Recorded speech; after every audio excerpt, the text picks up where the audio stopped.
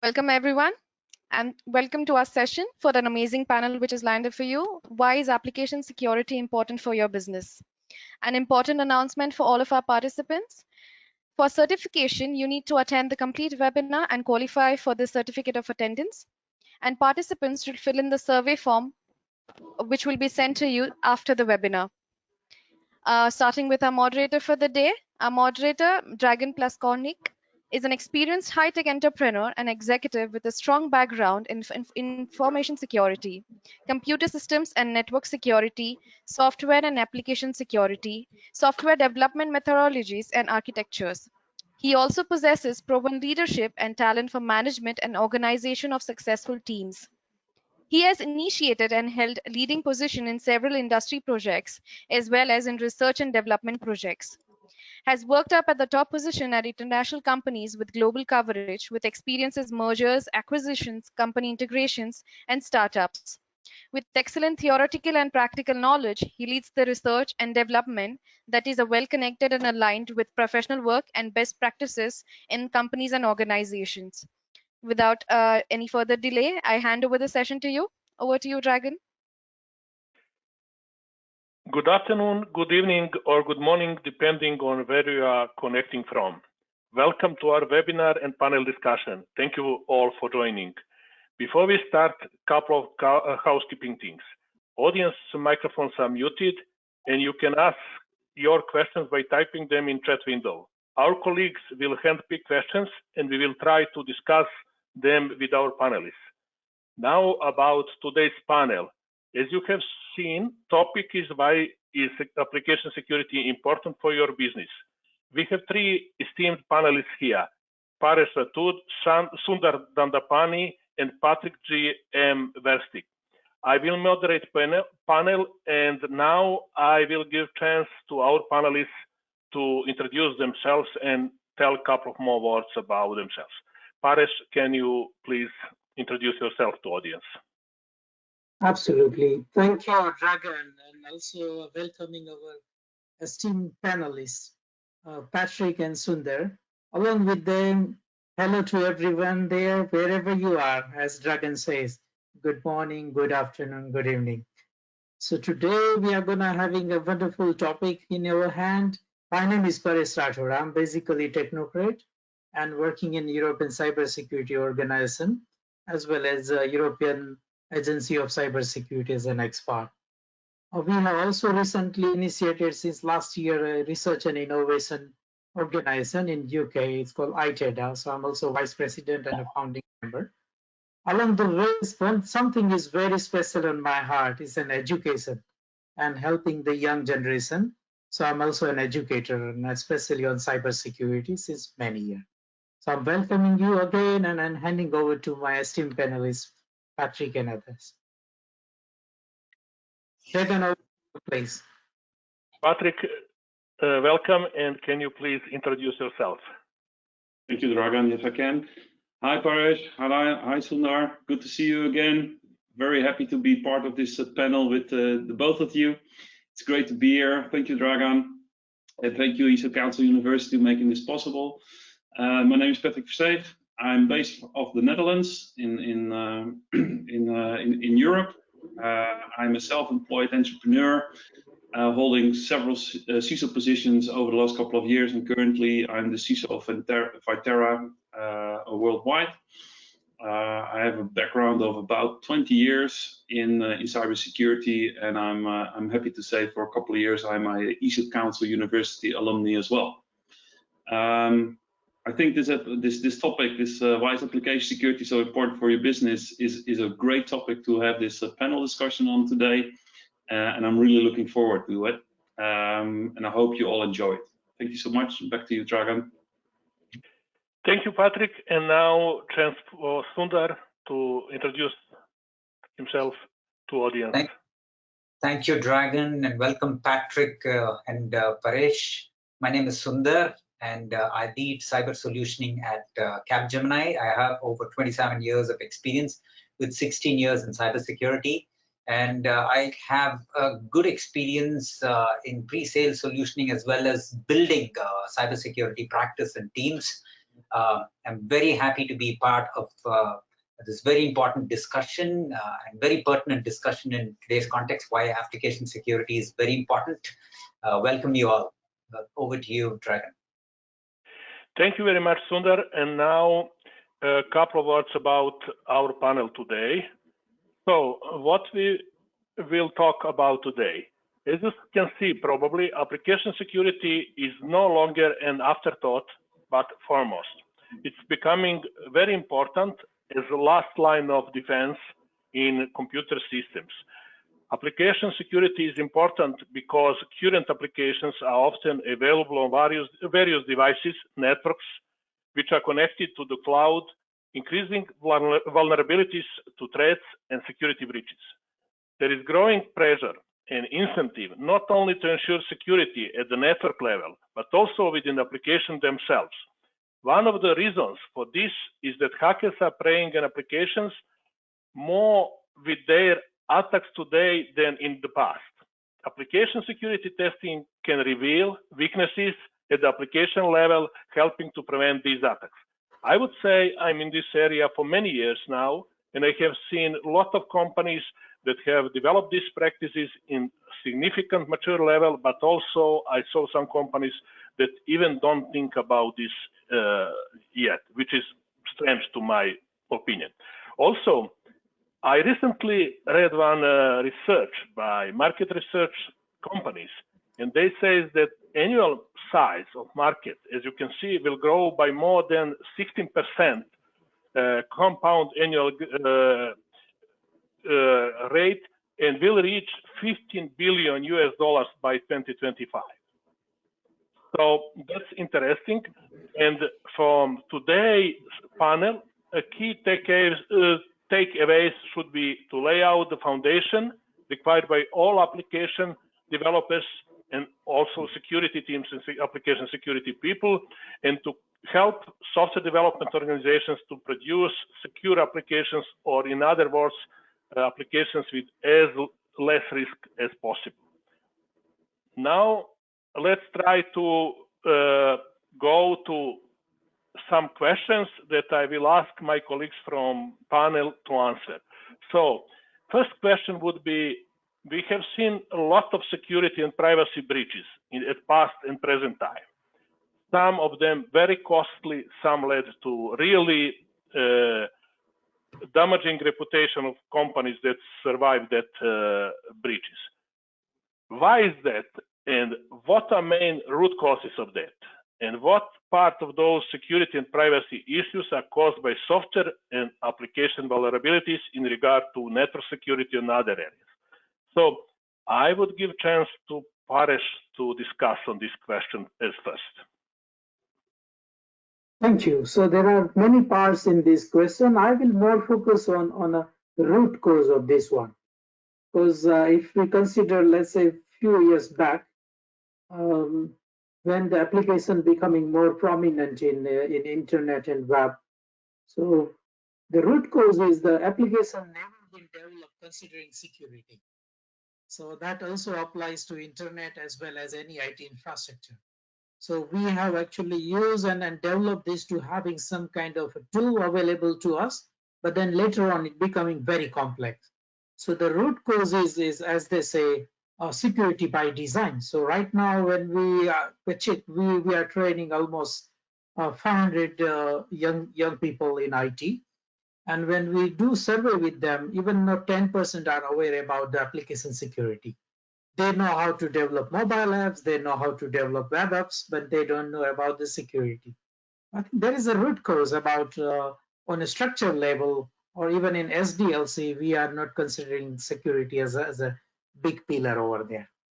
Besides this, we have a wonderful two practitioners, Sundar and Patrick, and they can add something more. Over to you, gentlemen.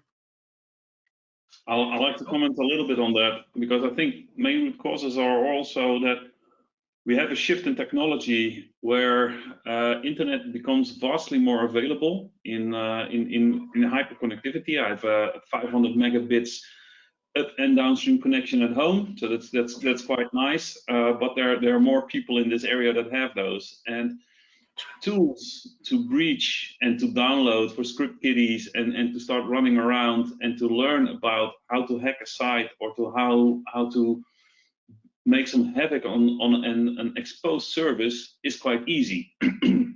So I think that we see a vast growth of people who are getting knowledgeable about offensive security, which is therefore free. You can learn it on YouTube. You can download a tool. Everybody can download Kali Linux or something else.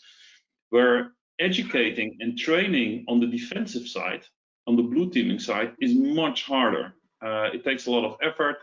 It's often somebody who works at a company who has several duties and then needs to free up time to get this additional skill set to help prevent on the attacks.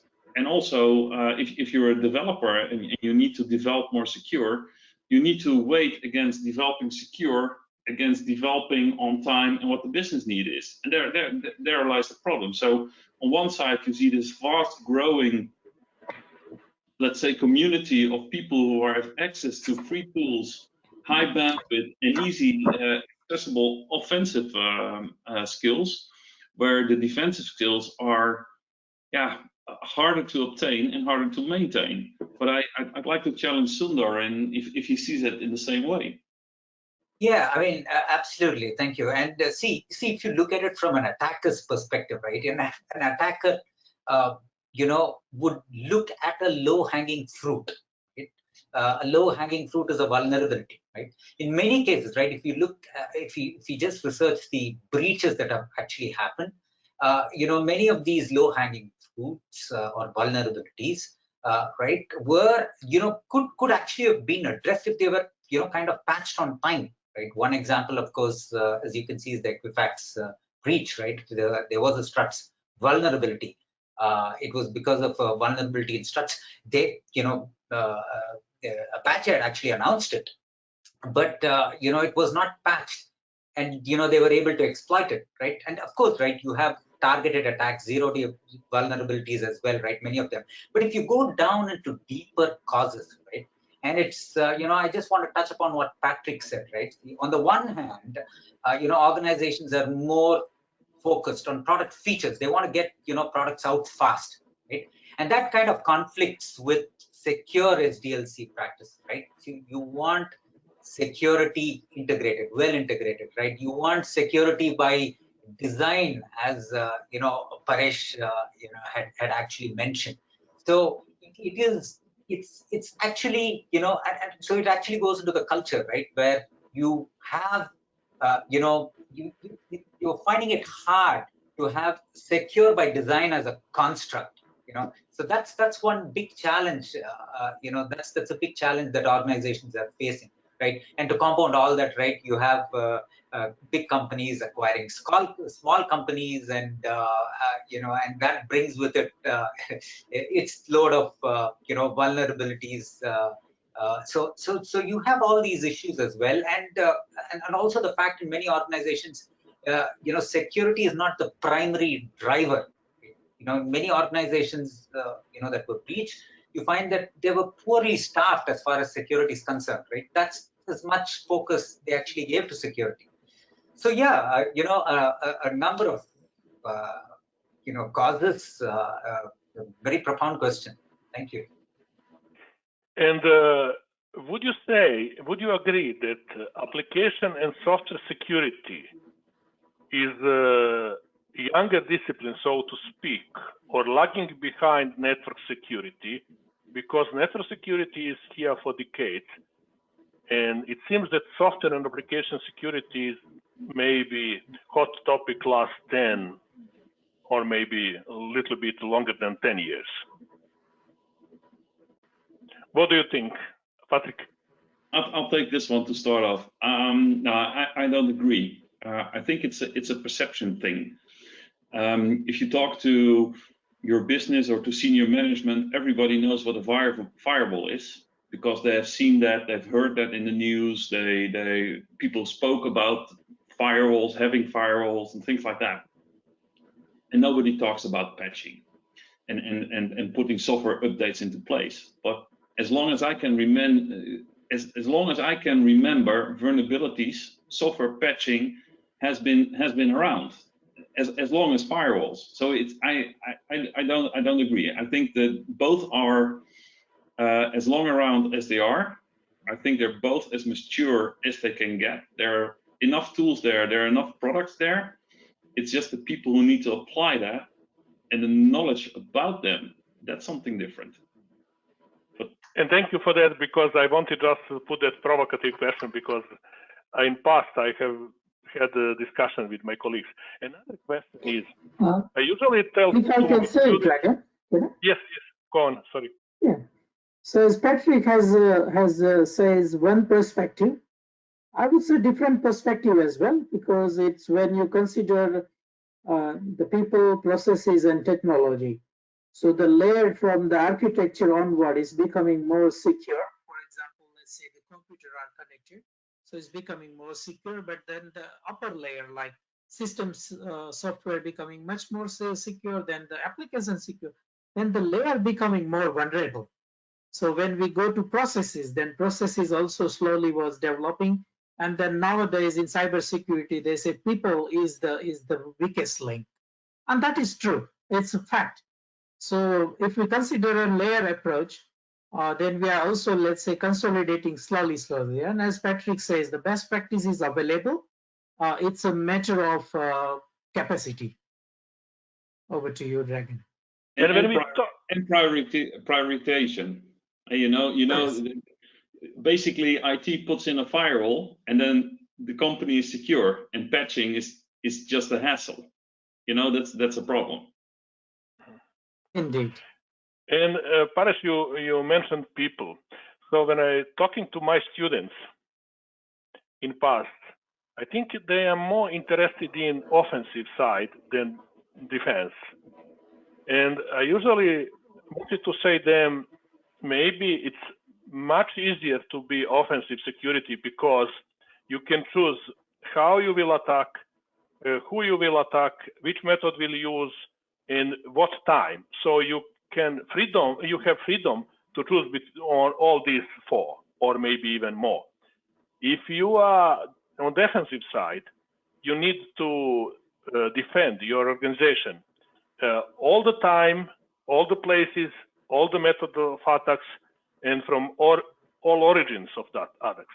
Would you say to young people who having this profession, what is easier, what is harder, or how to structure that? I think this is again matter of perspective, but just would like to put some discussion on this. Yes. Who would like to?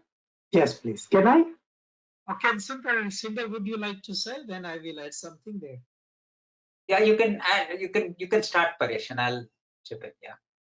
Absolutely, because nowadays, as Dragan you says, when young people want to having a career, their career is for their own progress.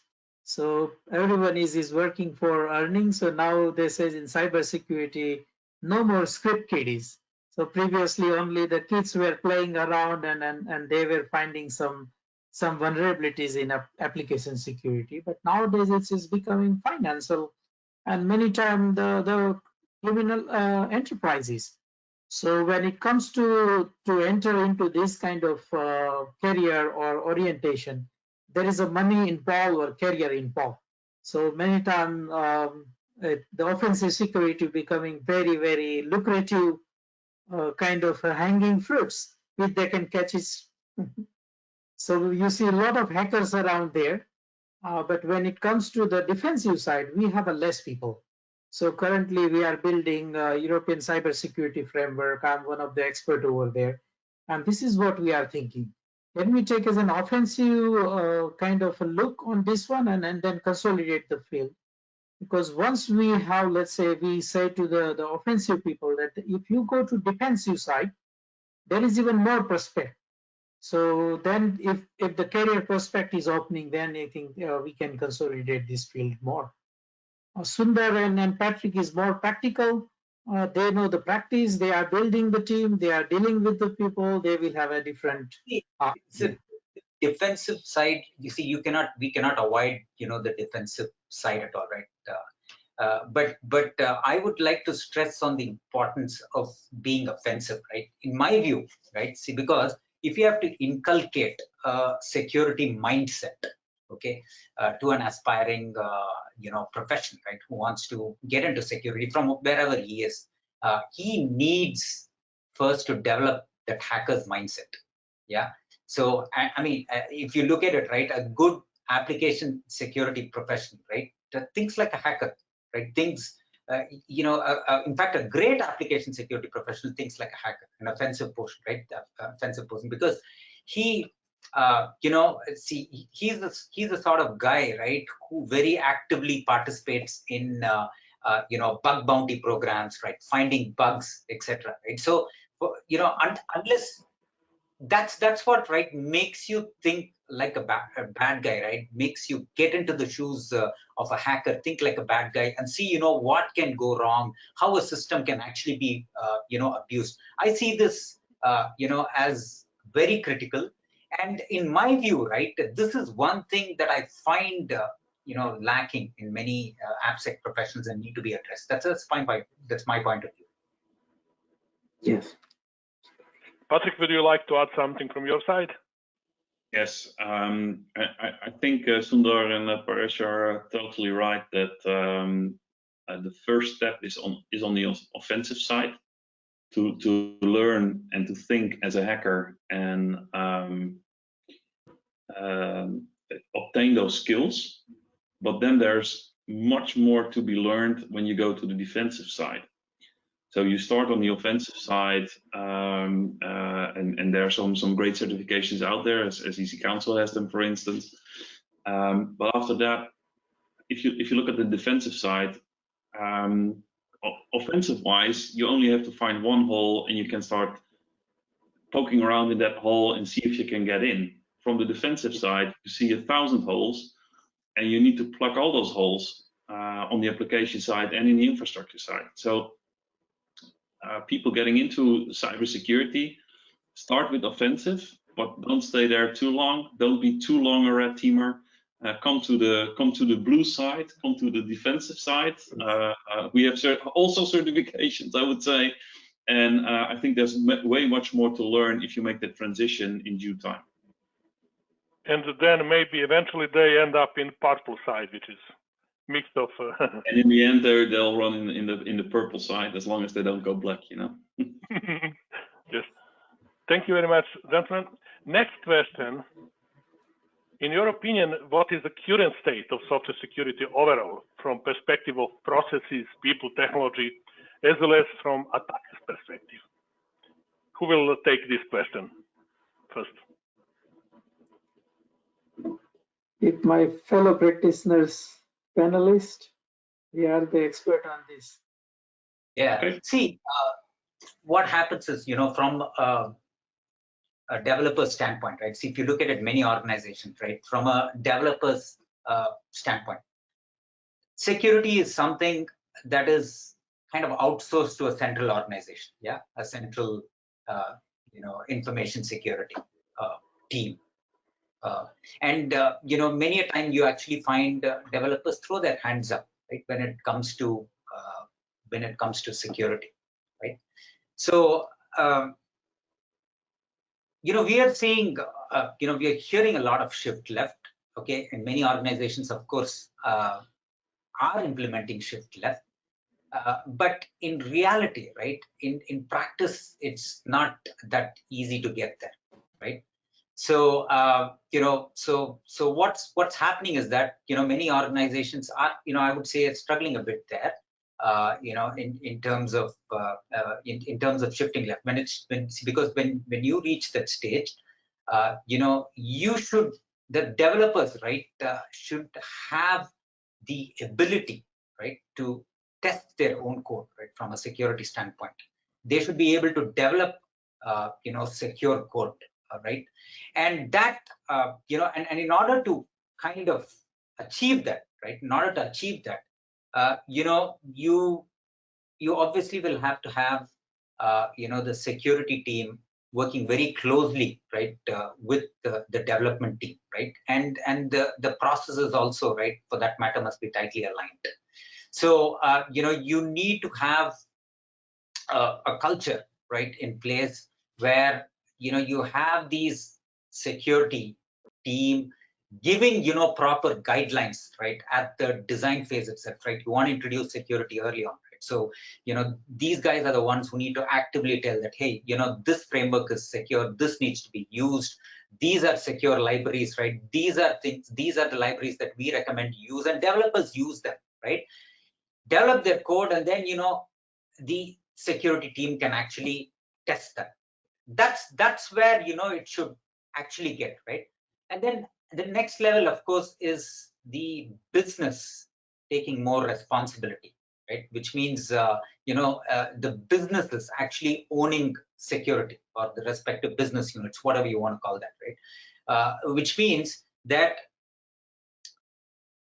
I would say that security, right, needs to move towards decentralization from centralization. Yeah, that's when you have true shift left, right, where you have security champions within the business itself, right? Making sure that that whatever is being developed is actually secure. And if you look at from a process standpoint, right, you should have a culture where security is non-negotiable, right? Which means that there are very few exceptions, right? Exception should not be a norm. There should be very few exceptions, and any code that does not pass the security review should not get into production, right? That's where organizations should get to. Some organizations, mature organizations, have gotten there or are close, but there are many, obviously, right, I would say, who are challenged. And to add that, as you said, business owns security and owns actually the ultimate decision on risk. Who will touch item of, let's say, call that friction between business and security? Because business wants product as soon as on market and to get money from that. But security is usually considered as saying no because product is not ready for market. So where is the kind of trade-off or balance between these two of these? So maybe Patrick or Faris, who would like to take this? I can take it, Patrick, because I think, as you mentioned, that there is a friction between the business people. They want to roll out their product very quickly. And on the other hand, for example, a software development team, and if we have a competent manager like Patrick or Sundar, then they want to make sure that everything should go through system by design. So then they are stubborn to actually going through this process. And if I'm in a board, or if I'm in a position of helping this team, I will stand by the security by design and delay the business. Because if we go through security by design, then we will have a more consolidated software. But let's say minimum viable secure product can be a good trade-off. Patrick, how do you see that? Oh, so basically what I've learned to go about the problem with business or the friction, that I never say no.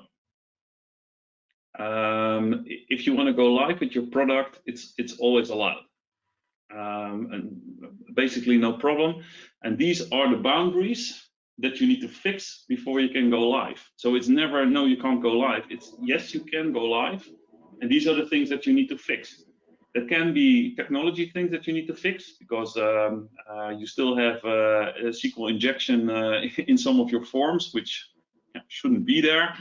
But it could also be a risk acceptance, that you say, well, this functionality doesn't look really secure, but we're not sure. And you still want to move forward and accept that risk. What I always try to do is have a certain level of risk testing. And it's not actually pen testing, but it's more baselining and vulnerability scanning and those kinds of things before go live. And after go live, not work with a yearly pen testing program. So sorry. I actually engage companies that do bug bounties, and I don't want to call too much names out, but there are several companies that you can engage that give you a option to own your own bug bounty program, and then basically run 24/7, 365 days a year bug bounty pen tests against your environment. And by a dynamic shift in and out of your applications into the bug bounty program, you get the pen test that you need normally once, but then throughout the whole year, which can help the business with a much more faster time to deploy. And normally, if you take a look at if you build a product, you do a development, you do test, and then after test you have acceptance, and then somebody says, yeah, we need a pen test, and then you need to engage somebody, and you need a signature and a budget, and it takes you 4 to 6 weeks before deployment. And then you actually know that the company already has set the product live. If you do it the other way around, you say, well, if you want to start testing, you give them a special area in your environment where they can launch applications, and then have bug bounty, ethical hackers running around there to see if they can find problems, vulnerabilities, misconfigurations, and have them fixed before go live. And then put the whole product in a bug bounty again when you go live. You have a much more faster time for deployment. And from the security side, you even know better that you're secure because you're not relying on the knowledge on one time, one engagement within a certain time frame, but you have it running in a bug bounty program.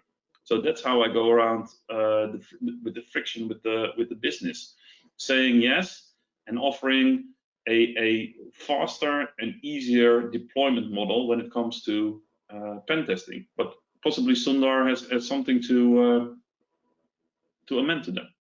I would, like to repeat what I said earlier, right? Again, right, it's a question of a well-defined process, and it should be tightly integrated into SDLC. And, more so in today's,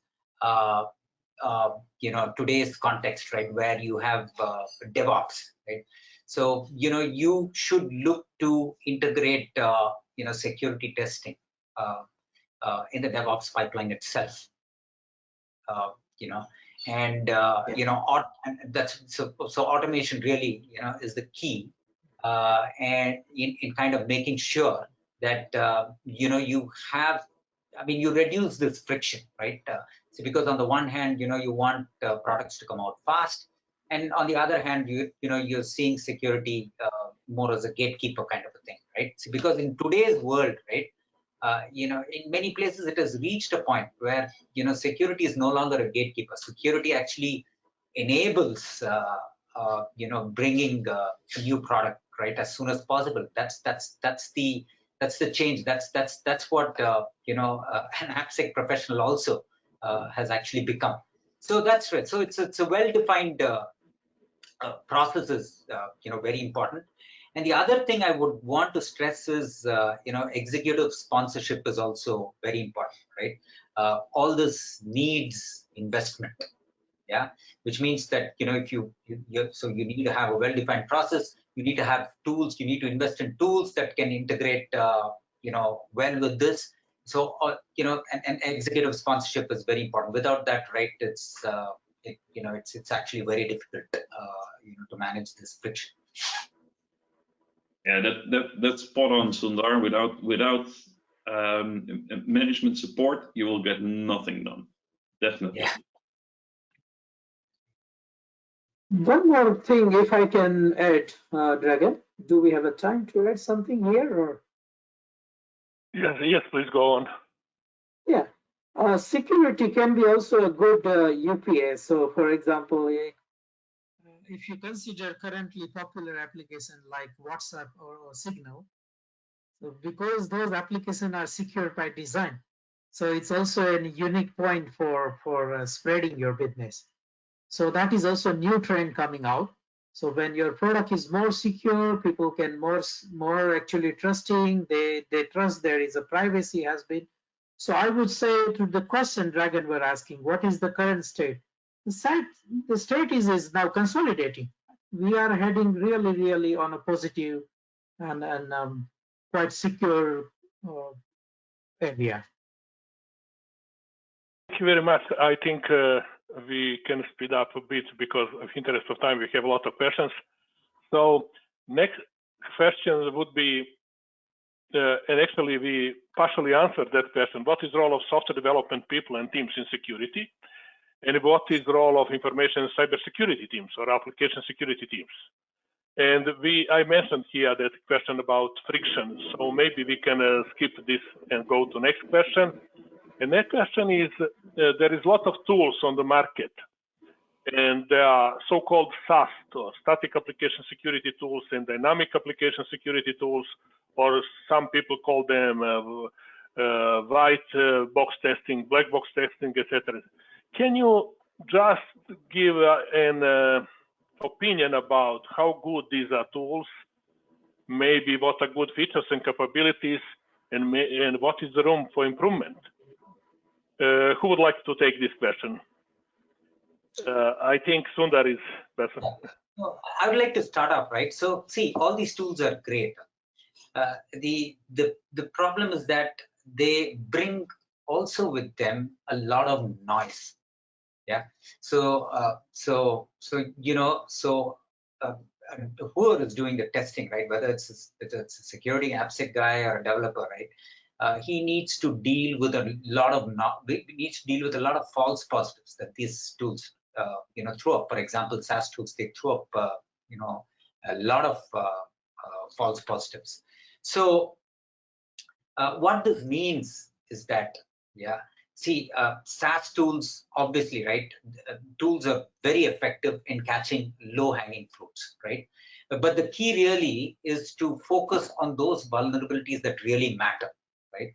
And that's where, all this false positive elimination, right? That analysis, actually is very, very important. So it needs a good amount of skill to tune these AppSec tools, right, to an optimum level where you can, reduce, the false positives, right? And that's where, I would say that the human element comes in. And also, right, I would like to repeat, investment, right? Here again, right, you need executive sponsorship. You need, investment in the right people to actually do that. Yeah. So, so yes, these tools are great, but they do bring with them, a lot of noise that you need to contend with. Today, we are also seeing, right, to the IAST as well as RASP. That's helping a lot, in getting your products out fast, right? Because these tools can be applied during runtime. And you also have an attacker's perspective, right? The way these tools actually operate. So yes, tools are great, but equally important is the human element that should never be ignored. Anyone to add anything, Patrick? Or I fully agree with Sundar there. Those tools are basically a must-have if you are in a development life cycle, but you need the human element on getting out the noise. So they could improve a lot. The only thing, the only problem I have with these tools is that they give or might give a false sense of security. Those tools are not as smart as a human being. So when you did your development and you followed your guidelines, you did your SaaS testing and you did your dev testing, you still need a human to do the testing in the end, because humans are still smarter than computers and can make logic decisions, or even better, unlogical decisions, and connect things on applications that Dust and SaaS tools can't. I've seen it just last week, where we did full scanning of a simple website with a Dust tool, thought it was secure, put it in the bug bounty program, and within half an hour we had a configuration error and a configuration exposure there, which wasn't catched by the development team, nor it was developed catched by the tooling. So for me, in the end, you should definitely have SAST and Dust, but nothing in the end beats a proper pen test or an ethical hacker bug bounty program with the human element in there. Thank you very much. And now maybe we can go to next set of questions. One of issues that I heard from different people on events like this, how to implement static application security testing in agile development environment, and what is the balance of security versus business needs to produce and release code quickly. I heard that some companies even release multiple times a day, and some companies release a couple of times a year, depending on regulations and many things. So what would be ideal implementation of SAST in Agile? Who would like to take this? So, yeah, I could start off, right? See, one thing that I would suggest, and I mentioned this earlier, is that you have to look to integrate it in the DevOps pipeline, yeah, because if you're agile, then and the good thing about SaaS tools, right, relative to DAST, is that it is actually easier to integrate, yeah.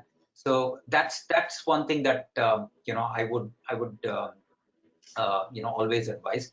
And the other, of course, right, we have SAST as well. We also have to look at SEA as well, right, the software composition analyzer as well, because because if you look at development these days, right, there are a lot of open source libraries. So you have to have SAST in combination with SEA, right? And that's becoming more common nowadays. Sundar, Paresh or Patrick, would you like to add something? Yeah, basically Sundar has covered that. It's if you are using DevOps, then recently the security DevOps is also becoming very popular. Something if I will add more on the Patrick and Sundar's practices is a combination of three. So we have a AST, application security testing, and once we combine with the static and interactive and then dynamic, it can be very effective while you want to roll out the minimum product. So how do you see, Patrick, about that? Sorry, I missed the last part of the question a bit. Yeah, so for example, combining three. So many times, when we are doing application security testing, the certain team is focusing on the dynamic one, so certain is focusing on the static one, but they are less leveraging the combination of all three. So while they combine, that's what even encourage in the security DevOps. So what do you on a practice level? I think that's a difficult one, and I agree fully with Sundar that SAST implementation is quite easy. With every commit that you make, you can have a scan running. They make a commit at the end of the day, and in the morning they have an output of a report. And if there's not enough noise in there, Sundar, then they can move quickly. Dust testing, I think that comes when you had a full sprint in Agile. It will be very hard to do dust testing with a half product that isn't running. But I think there should be a handover from the team that handles the SAS testing to the dust testing team to say, well, we've seen these problems in the past. These were errors made, issues raised, and can you retest them in a dust environment or see if you can find something? Yes. Yeah, the last part, doing the full suite of testing with pen testers. I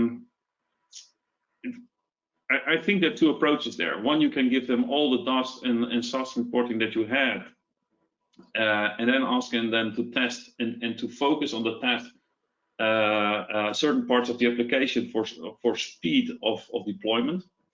But I would rather not give them any tests and apply a black box test there to have a third separate view on the security implemented. But maybe Sundar, you have a different view on that.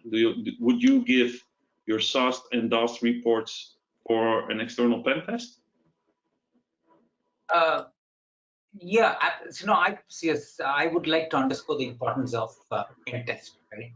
Yes, SAST and DAST, um, you know, and in many cases, right, SAST in combination with DAST, right, can catch vulnerabilities. But then the good thing, about pen tests, or for the matter, right, you also at times have to have a manual code review, right? Because, the thing is that you'll have to catch the vulnerability in the context of the business logic, right? So business logic again becomes very important, right? While these things do catch low-hanging fruits, you definitely need, at times this manual code review, right? Or for that matter, even the pen test that you're saying, right, to catch those those vulnerabilities that are not easy to find, right? In the normal run of SAST or DAST tools, right? So I would say, you'll have to apply the right combination. Yeah. And I think we have a lot of questions. Questions are coming from audience as well. So I will try to speed up questions now and with shorter answers, please. So let's try next question, which is coming from our pool. If someone wants to choose software security career, what would you tell them? What would be single advice which you will tell them? Maybe Sundar can, because he's forming teams on this. Yeah, absolutely. See, if someone wants to choose an application or a software security career, right? First and foremost, right, he needs to have a broad understanding of how things work, right? So it's not just the application alone, right? It's also the underlying infrastructure, the underlying network. He needs to have a broad understanding, right, of the environment, I would say, right? That's one thing that he essentially needs to have. The other thing is, right, he obviously needs to inculcate a security mindset. That security mindset, the hacker mindset, which I was talking about, right?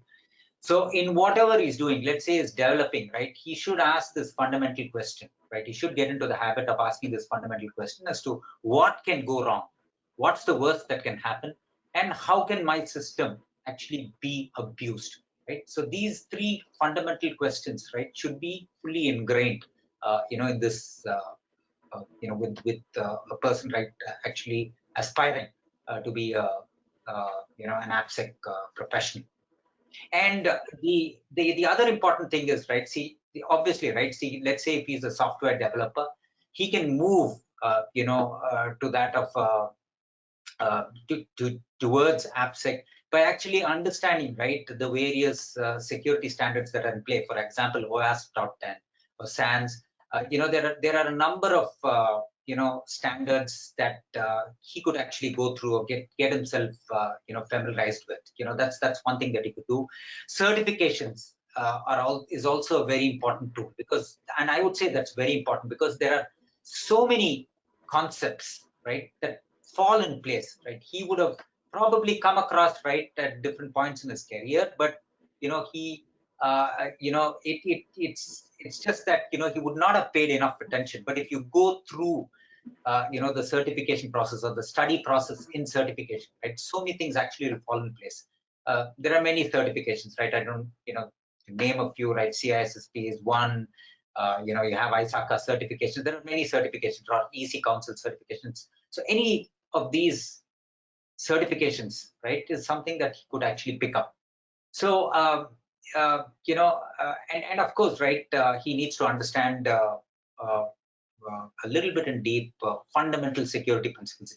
He should be strong, right, in fundamental, security concepts. And I see that, right. Why I'm saying is that, I have the experience of speaking to many AppSec professionals, right? I see, many of them kind of falter there. So it's all this that he needs to focus on in order to make his career in applications. Okay, Thank you, Sundar. And Patrick and Paris, do you have anything to add? Maybe one sentence or one thing. Well, what I would like to add is delete your Netflix account, delete your Disney Plus account or your Amazon Prime account. Start learning now, and you stop learning when you retire. Good advice. Paris? Yes, absolutely. So mine is more practical certification. So I would recommend any youngster, and we are training around 500 youngsters every year. So once they have as Sundar says, the security mindset, and as Patrick says, focusing on what they want to becoming in career, then having a certification add tremendous value. And we have seen plenty of graduates. So they finish their cybersecurity education, but once they have a certification, for example, practical certification from PC Council, they are gaining their career. Thank you very much. Now going to next similar question. If we, let's say, have software engineer which is very good and want to move his career to cybersecurity, if you can just, in interest of time, very shortly answer what you would tell and what is the best match of these two. I can take it, gentlemen. Please go ahead. Patrick, go ahead. Okay, so I think we've touched upon this topic earlier. You have your development skills, look at the offensive side, and then move into the defensive side. It's quite easy, and there's enough to learn for free, as well on very good certifications, as Sundar and Paresh all pointed out. Start offensive, move to defensive. Very short and concrete. Thank you, Patrick. And anything to add from Paris? Absolutely, because this is if you are moving from the software engineer towards the cybersecurity, you are well positioned. Right? So your position is very strong. So, for example, I started as application security developer in 2000, and then now I moved to cybersecurity because I know what are the processes of developing software, what is the hacking mindset, and then it's easy to move on. So I would say you are right on a right position. And Sundar, anything to add? Yeah, it's something that I already added earlier, right? See, because if you're a software developer, right, and for whatever reason, right, you've not paid attention to security. So one thing, of course, is you should inculcate that security mindset and see how you develop your software security, which means you should start focusing right in getting familiar with the OWASP standards that are there, the recommendations that are there, as well as the secure software libraries, whichever language you're developing, right? You should kind of pay attention to the secure libraries that that language actually throws up, right?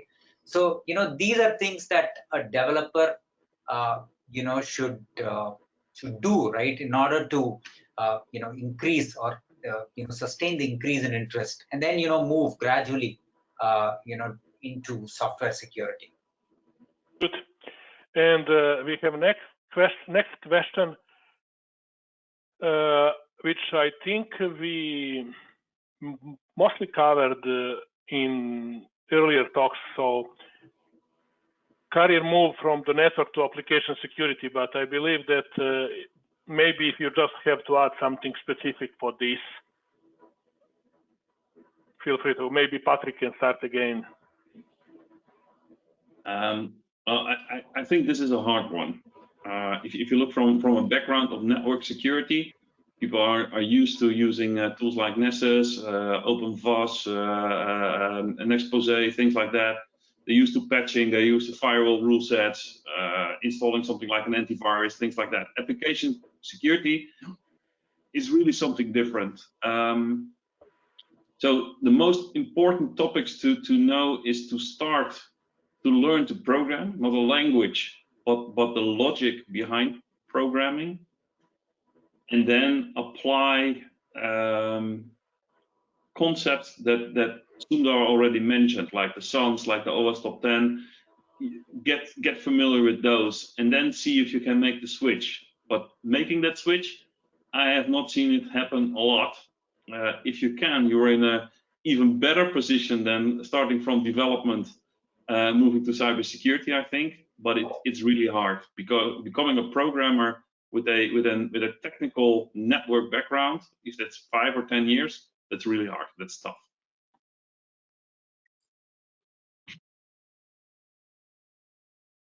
And okay, I agree let's with go. Yes, go on. I agree with that, right? It's not that easy, because, but it can be done. See, the thing is that you should look to understand the entire technology stack. Pick up, a programming language or two, right? And get into the habit of reverse engineering. Yeah, because if you have that mindset, then it becomes a lot more easier for you to actually switch. So I'm there to encourage. Yeah? So I would say it's possible, but you need to actually do these things, right, and inculcate that mindset, security mindset. Yes, Good. and if I can quickly add one thing, sorry, Dragan, if I can add quickly, because network security as well as application security are one common process. It's called penetration testing, as both of them have mentioned. So if someone knows this skill, it can be usable in both areas. Sorry, Dragan, over to you now, please. Thank you very much. Good. And now go to next question, which is actually covered in previous questions, so we maybe can safely skip this one, and then go to another group. When someone comes to a new company, and let's say that new company doesn't have security practice, application security practice, or software security practice developed, what would be your advice to them? How to start, how to develop that from scratch? I was in this in my career, so I would like to check. What do you think about this? So, Patrick. For me, this is a simple answer. From the OWASP, there is a project called the OWASP Security Maturity Model. There's an assessment model, the OSIM, where you can just do a gap analysis on where you are and where you want to be. And if somebody comes new to the company and you want to work in application security, you want to do something and there's nothing there, start with that assessment from the OWASP. And I would say, he would have a good amount of work to do, because once he has done that, identify the gaps, you should also put on a business hat, right? And come out and basically see, right, how we can actually build a business case. It needs executive sponsorship. So how does he go and and convince his leadership, the need for application security, the need to address the gaps, and what does it actually cost, to get there. Right? So he should instill that fear in the minds of the executive leadership, and make it happen. Right? So that's so he's got to be a go-getter. And I think we have a couple of questions coming in that way, so let's go to them. Yeah. So how do you perceive future development in area of application software security? What will happen? What will be improved? What do you expect to happen in future? Can I take it, Dragan? Yes, Faris, go on. So I think when we think about the technology field itself, it's becoming more AI-centric. The process is becoming more optimized. And as application security, your work, as Sundar and Patrick says, is more leadership. So you work as making sure that everything is working well. So I would say more automation and AI-based software and application security. It's a new trend nowadays. We have a couple of EU projects, innovation project, and then it's very promising. Good. Sundar, do you have anything to add? Yeah, just to add to what Paresh said, right? See, it's time to market, right? What's impeding time to market? Obviously, the noise that these tools generate, right? That's a major factor. And AI, has a very important role to play in reducing that noise. At this point, I'm not sure, how mature it is, right? In my view, I would say it has not yet reached that maturity level, but definitely, right, in future you would see it mature to an extent that AI will play a major role. And the other, obviously, right, when it comes to the adoption, I would say you'll see. I would think that the IAST and RASP tools will see more adoption. You'll not only see them mature, but I guess there'll actually be more adoption in combination with the SAST and DAST tools that are already existing. Patrick, anything to add to this? For me, the future of development in application software security, I think it will be more rely on the underlying tools than on the developers themselves. I envision something like Siri build me an application, or Alexa build me an application, AI driven, machine learning driven, maybe with pencils on a tablet that you draw something and it gets translated into code. But that means that development will be more user experience based than hardcore development skills. And with that comes a stronger reliance on the underlying framework, that everything they translate from a thought into a line of code needs to be secure. So 10 years from now, I think we'll be coding like that, and then we'll have a stronger problem with the frameworks that are used below that, because they're not so easy to grasp, and even the vulnerabilities or the problems they introduce with that. So that's how I see it. Good, thank you very much. And now going to next question. Let's say, management likes dashboards, pie charts, and similar things. So what type of metrics, KPIs, key performance indicators, you use, and how do you know you are successful in your practice? Who will take this one? Okay, I can start. Yes. One thing that I would say is, the proof is in the pudding. Yeah. So it's one thing to catch vulnerabilities, but then it's another thing actually to fix them. Yeah.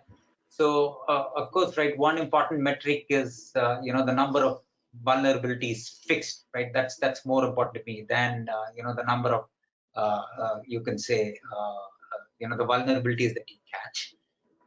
And the other thing is the duration, right? Because time to market is very, very important here, right? So what's the average time it takes to fix a vulnerability, right? These are two metrics I see very important, besides many others, right? I would leave the floor open to.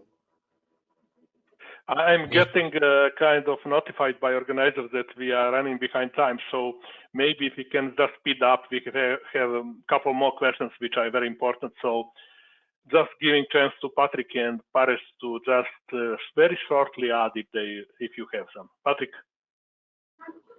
So I would measure that how many times I would be with the CFO to explain that we had another data breach.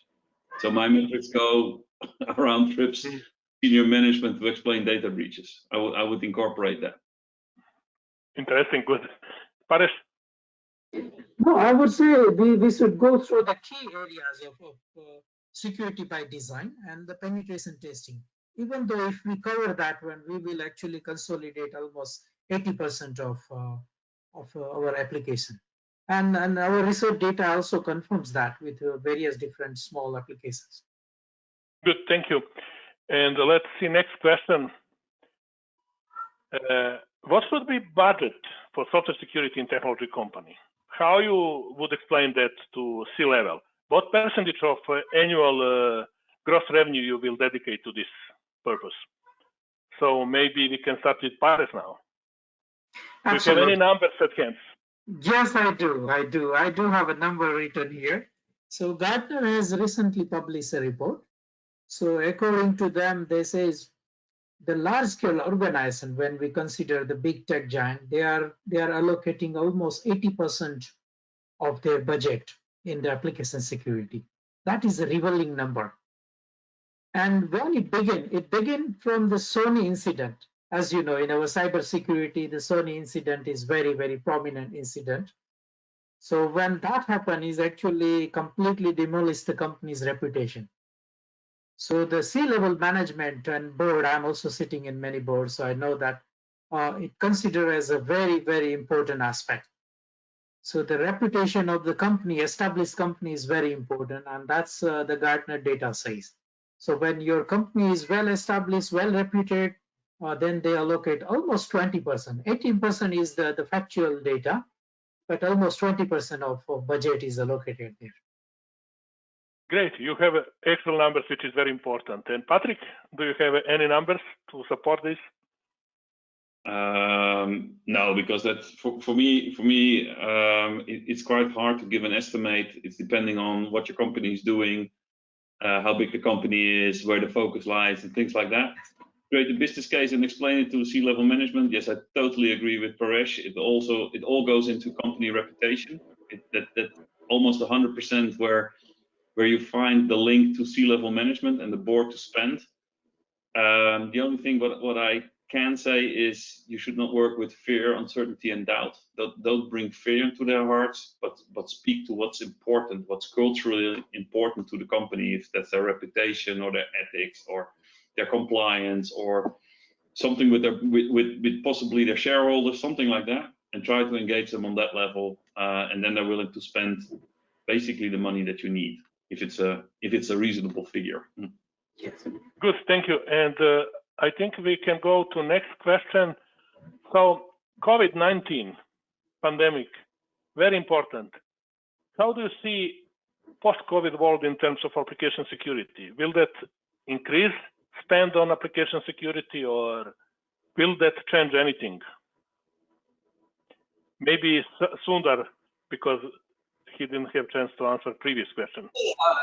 See, the COVID-19 pandemic, right, obviously has given a lot of room for attackers, right? So, I only see an increasing trend, with, and we would have seen in the news as well, right? The number of phishing attacks has actually, increased manifold, once the pandemic has actually set in. So, the pandemic, right? So if you ask me, the pandemic or the arrival of this pandemic is only necessitating to bolster your your defense even more. There's no escaping that. So if you ask me, what this directly means is that the importance, because application, right, is a very important attack surface. If you ask me the two top attacking surface, I would say one is the application, right, vulnerability itself, and the other one is, of course, the identity. These are the two attack surfaces, and and post pandemic, you definitely see more room for the hackers to actually get through. And I would say that's really the impact, right? It means that you'll have to bolster your security and more so application security. Patrick, anything to add to this? No, basically not. I fully agree. And the only thing what I see is, as we will be staying at home longer and more people will be working from home, and it's hard to get a grasp on the bring your own devices and the machines they will be using. I see as Sundar did, a bigger shift towards application security, because you need to start to be more secure towards the data where you're protecting it, and relying less on the infrastructure below. Faris, do you have anything quickly to add? Yes, very quickly I can add. As both the gentlemen says, the pandemic has increased the use of application. So more we have a more consumption of application. For example, we have a data from Sweden and Finland. So 25% more consumption of technology and application. So in my view, this pandemic has actually helped application security field to mature, not only mature, but established long time. So I see next 20 years as a very consolidated field in application security. Thank you very much. And just to say, we are seeing in news here that India is suffering heavily these days from the COVID-19. So just to say that we support you, and with our thoughts are with you and our prayers with you guys. So going to next set of questions, we are going pretty much to the end, toward the end of set of questions. So what is next big thing in application and software security? We touched this a bit, but just if you guys can briefly mention some of your predictions. We'll take this one. Yeah, if I may quickly add, yes, please. Sorry about, if I may add, for example, we discuss about AI, and both our practitioners, C-level expert, they confirm that. On addition, I would consider blockchain is emerging. So even though let's say that people are a bit hesitant to adopt, but there is let's say an innovation phase, and it's now in adoption phase, and there is a proof of concept and the contract base. So both will actually increase. So I will consider these two big trends: blockchain applications as well as AI. Sundar? Yeah, absolutely right. AI, of course, I agree with Paresh. You'll have more automation, obviously. When it comes to application security, integration with the DevOps, we're doing more and more of that. And of course, as I mentioned earlier, right, there will be, you can say, more adoption of IAST as well as RASP tools, right? Given the way software development is going, right? So guys, you mentioned AI and machine learning. So kind of you tempted me to put another question, and let me read that. Let's say a new software security tool comes to the market, and imagine its solution that is able to triage issues.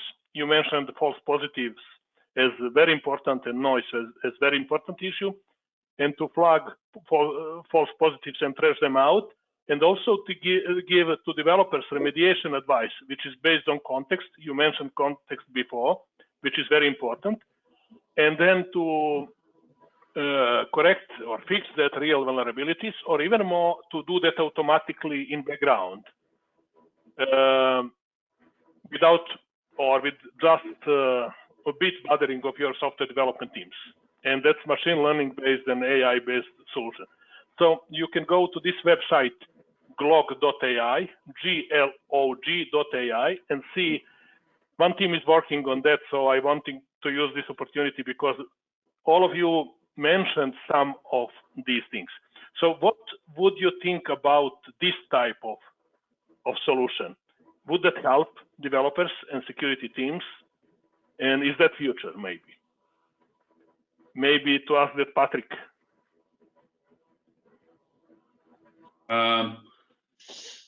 Well, possibly it might help, but it's a new tool. So I always need to first look where it's coming from, who developed it, and is the tool itself secure? Yeah, I think we touched upon this. It's great. It's an AI solution. It's machine learning. It gives us the low-hanging fruit, as Sundar already pointed out. And I think, as Paresh said, we still need to take out these false positives. It's always good to have something like this in your environment, but you can't omit the personal, the people test in the end. Yes, artificial intelligence is probably a long way to go, but this can be helpful, in my opinion. And yes. Faris, what do you think about this? I would consider it's a prime mover move. So if a software company owner like this, they will have a bright future, because as Patrick says, the human is very important in the application security. So in my view, the human will play as an intellectual a leader within that. So even a small application software security person will be very, very key in a future IT companies. And this kind of tool will be actually his weapons. So this kind of tool is going to be very, very important. Thank you. And for Sundar, same question. Yeah. So I do agree, right? So this type of tool will actually gain prominence in future, right? Eliminating a lot of noise. The biggest use that I see, right, or the biggest benefit that this type of tool can bring is it'll allow security professionals, right, to focus more on emerging threats than get bogged down by day-to-day issues. That's really the biggest benefit that I see, right, with this tool actually maturing. Good. I have to say that I tried to pick up and formulate some of questions coming from audience during this talk, and to kind of overlap them with questions we have here on already. And there are a lot of questions. Mostly of them are around the area how to integrate your security in software development lifecycle, which tools to use, how to set up processes, how to set up training, how to get people ready for this from both sides, from security side as well as from the software development and from business side. And also there are questions about, which we mentioned partially, about which security certifications are very important for this area. So we weren't able to answer many of questions, and I apologize for, in name of organization and my personal name, to attendance. Just to say, if you have any particular questions, you can reach out to me. I will try with my team to answer as many questions as we can and we know. I hope that other panelists are also open to speak to attendance of this webinar, and to tell them and to help them actually to set up application security practice, to choose tools and set up procedures, and also to create good relationship with business side of security and risk management and other parts of security teams, and also business teams and software development teams. So I hope that this webinar and panel was useful for people who attended, and we are open to get questions offline if you have some. So thank you very much, Patrick and Paresh and Sundar, for this great discussion. I really enjoyed that and hope to have more in future. Absolutely. Looking forward. Anything to add before we wrap up this session? Indeed, Dragan. First of all, we all panelists is very grateful for your orchestration and holding this panel discussion.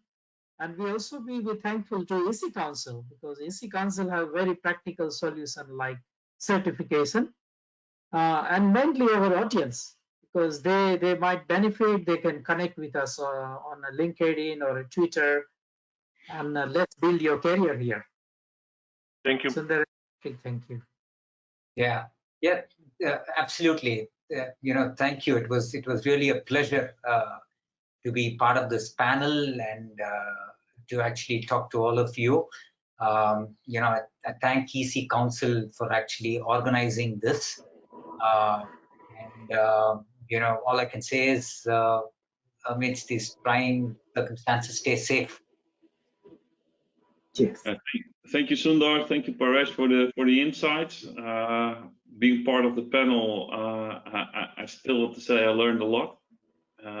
So thank you for your insights.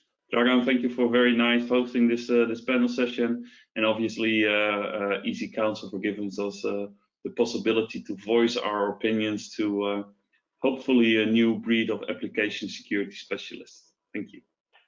Thank you very much. Thank you very much. Thank you. Have a good rest of your day, and thank you. Bye-bye. Yeah. Have a good rest of the day. Good night, whatever. Thank you so much, guys. I want to again thank all of our panelists, especially Dragan, for being part of such an informative session. I think we had the maximum attendant ratio, so that means that no one left the session midway. They all were really interested to hear you out. And just for our attendees, we would like to inform them that this webinar is in sync with an EC Council product case, which is a certified application security engineer. Which has an if you complete that, you have over 10,000 100,000 job vacancies in US alone, and with an average salary of around 98,000 US dollars per annum. So if you want to check it out, do let us know your opinion. If you would like us to get in touch with you, do put a part in the poll. And for all our panelists, thank you so much again, Paresh, Sundar, and Patrick. It was such a great learning from you guys. And Dragan, you are a gem and you have such a vast knowledge to share. Thank you so much. Have a good day, guys.